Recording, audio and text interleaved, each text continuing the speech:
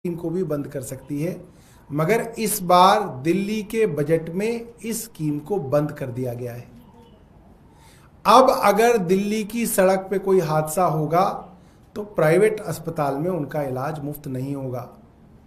आप मान सकते हैं कि हजारों लोगों की मृत्यु अब इस कारण हुआ करेगी।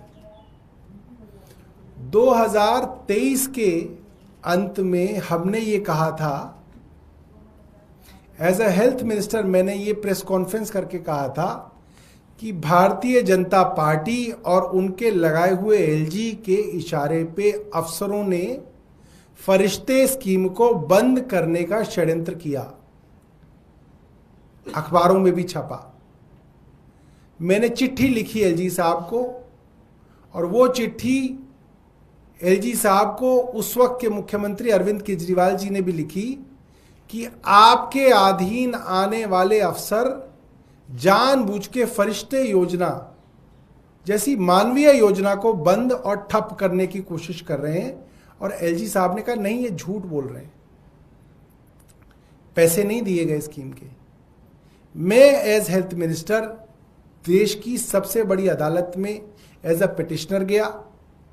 सुप्रीम कोर्ट की बेंच जस्टिस गवई और जस्टिस केवी विश्वनाथ की बेंच ने इस मामले को सुना। दिल्ली के उपराज्यपाल विनय सक्सेना को नोटिस किया, और उस नोटिस के दबाव में अफसरों ने फरिश्ते योजना की पैसे जो थे, जो फंड्स थे, वो रिलीज किए और फरिश्ते योजना फिर से शुरू हुई। उस वक्त एलजी बड़ा तिलमिलाए थे। उन्होंने कहा कि भारतीय जनता पार्टी स्कीम को क्यों बंद करना चाहेगी, ये झूठा आरोप है। आज ये बात साबित हो गई कि भारतीय जनता पार्टी इस स्कीम को हमेशा से बंद करना चाहती थी।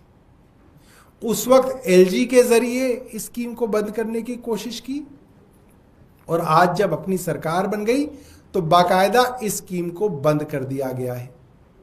मैं नहीं समझता कि इससे घटिया और इससे क्रूर कोई सरकार कर सकती है। एक हादसा हो जाता था, मुझे याद है अंग्रेजी अखबारों के अंदर आधे पेज की खबर छपती थी कि एक एक्सीडेंट के अंदर कोई मारा गया, उसको सही समय पे इलाज नहीं मिला, एक आदमी के लिए।